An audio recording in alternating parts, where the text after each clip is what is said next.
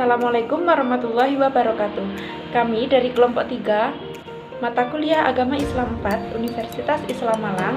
Kami yang beranggotakan, yang pertama ada Weni Enggar Pratiwi NPM 2001, yang kedua ada Aulia Nora Safina NPM 2010, yang ketiga ada Oktavia Ayu Amatullah NPM 2033, dan juga ada Fitri Mazidatur Rahma NPM 2040, dan yang terakhir saya sendiri Vina Ilhamnia NPM 2015 akan menjelaskan tentang Thariqah Aswaja. Nah, pertama-tama kalian harus tahu dulu ya, apa sih yang dimaksud dengan Thariqah? Secara etimologi, Thariqah dimaknai dengan kata jalan yang sinonim dengan kata suluk.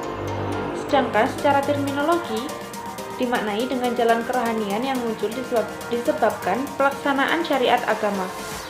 Pengertian tersebut menunjukkan bahwa jalan yang ditempuh dalam tasawuf melalui bimbingan dan latihan kerohanian dengan tertib tertentu, dan merupakan cabang dari jalan yang lebih besar, yaitu syariat, termasuk di dalamnya kepatuhan di dalam menjalankan syariat dan hukum Islam yang lain. Sejarah Thariqah. Pada abad ketiga dan 4 Hijriah, pada saat itu tasawuf telah berkembang di negara-negara seperti Arab, Persia, Afghanistan, dan negara-negara di Asia Tengah lainnya. Beberapa sufi terkemuka memiliki banyak sekali murid dan pengikut.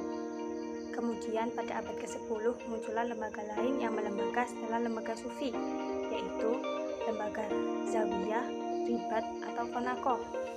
Sebagai pusat kegiatannya dengan konsep yaitu ijazah.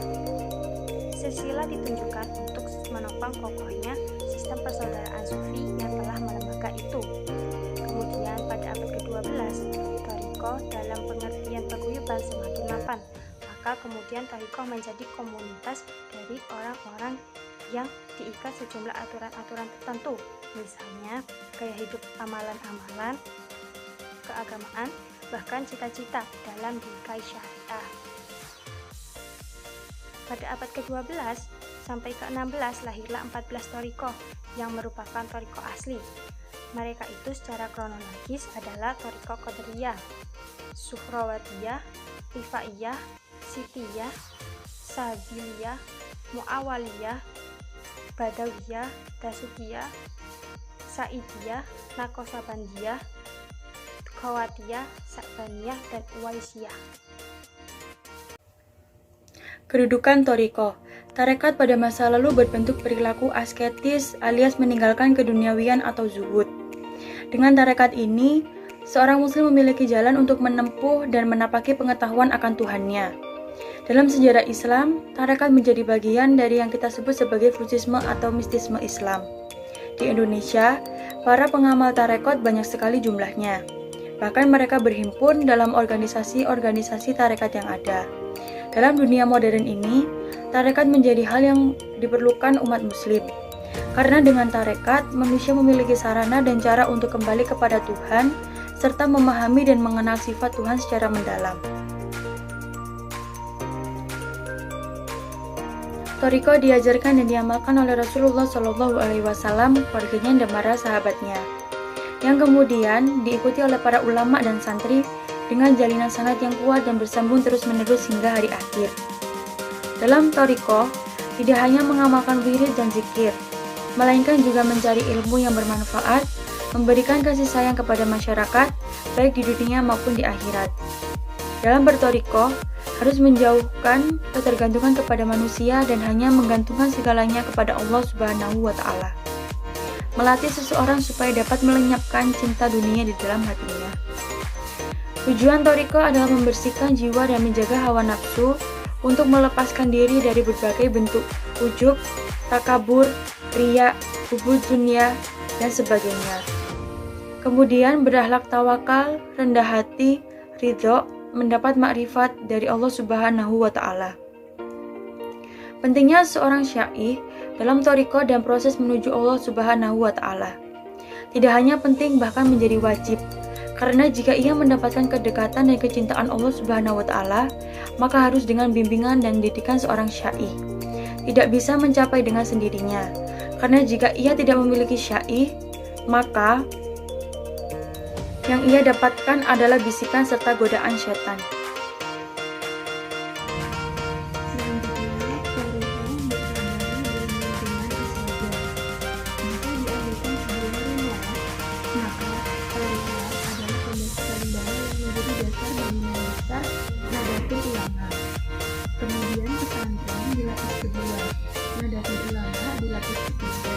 dan PKB mungkin dilapis paling atas dari struktur bangunan organisasi kemasyarakatan NU. Masuknya Islam ke bumi Nusantara diawali dengan masuknya tarikat. Jadi tarikat adalah pelekat dasar bangunan NU. Kekuatan inilah yang menjadikan NU melangkah di tengah-tengah jamaah dan jamiyahnya. Untuk menghindari penyimpangan sufisme dari garis lurus yang diletakkan para sufi terdahulu, maka NU meletakkan dasar-dasar tasawuf sesuai dengan kita Ahlussunnah wal Jamaah. Dalam hal ini NU membina keselarasan tasawuf Al-Ghazali dengan tauhid Asy'ariyah dan Maturidiyah, serta hukum fikih sesuai dengan salah satu dari 4 mazhab Sunni.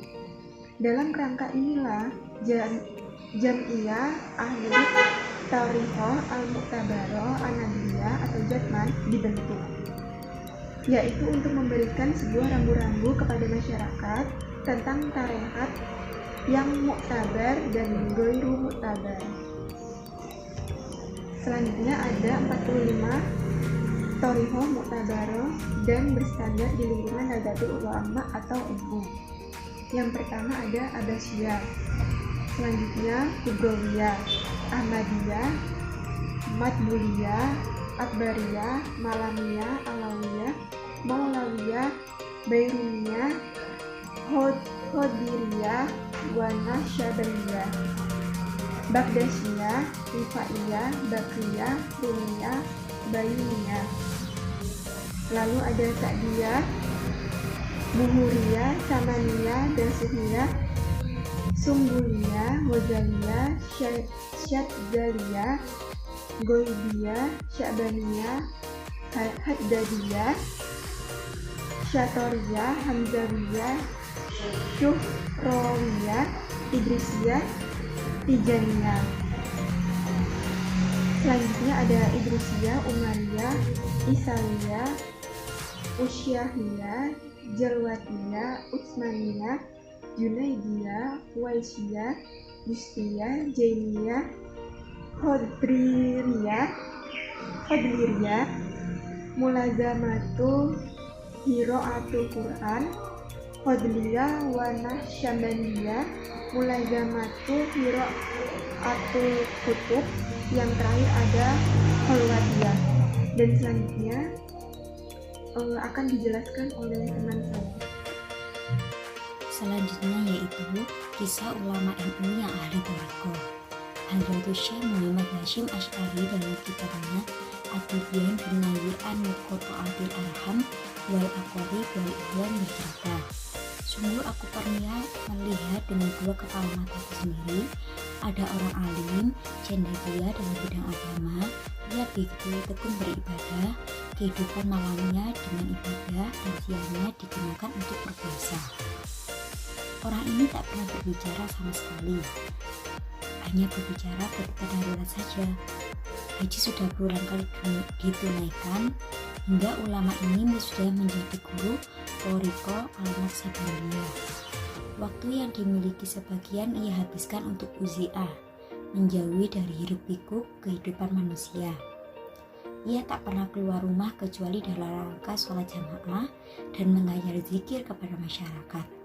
Anehnya, orang ini saat sampai di masjid justru malah marah-marah kepada segenap hadirin dengan derayan kalimat kotor yang keluar dari mulutnya. Kemudian ia segera bergegas pulang ke rumahnya. Suatu saat, ia kedatangan tamu menteri. Menteri ini meminta doa kepada syekh itu. Sejumlah uang diberikan dan diterima kiai dengan baik, disambut dengan penuh kebahagiaan dan keakraban.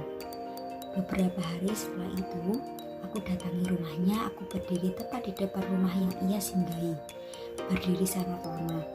Kupanggil ia berulang kali tapi tak kunjung keluar. Hingga ada seorang wanita keluar dari dalam rumah menyapaku dari balik dalam itu. Saudaramu tak berkenan keluar menemui siapapun, kata wanita ini mengutarakan bahwa yang orang hendak ketemui memang berada di dalam, namun tak mau menemui tamunya. Tolong bilangkan ke dia, ya saudaraku, Muhammad Hasyim Asy'ari ingin menemuinya.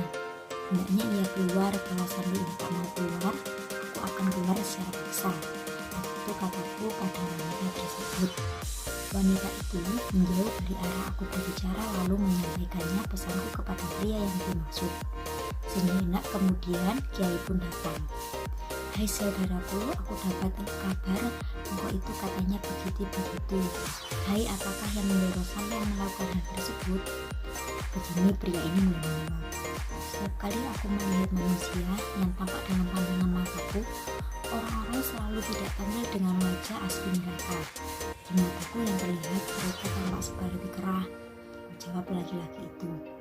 Barangkali setan telah menyihir pandangan kedua bola mata sampean. Ia telah menggoda hatimu, bisiki dirimu. Janganlah kamu keluar rumah. Biar masyarakat yakin kamu itu termasuk waliya Allah. Dengan itu, orang-orang akan berbondong-bondong sowan ke rumahmu untuk meminta berkah dan membawa banyak amplop serta barang bawaan lain.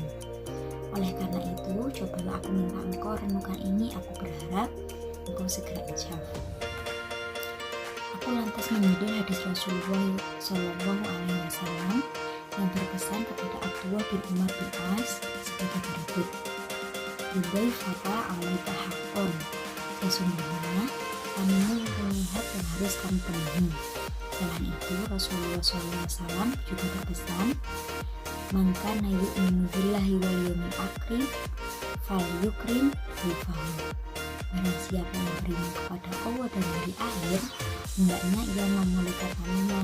Selama beberapa hari, orang ini datang ke rumah dan menemuiku. Sejenak ia kemudian berkata, andai benar saudaraku, sekarang aku tinggalkan aktivitas usia, kegiatan menyeriku dan kerumunan ramainya manusia. Aku melakukan hidup sebagaimana layaknya masyarakat peduli pada umumnya. Proses ini kemudian ia jalani hingga ia meninggal dunia.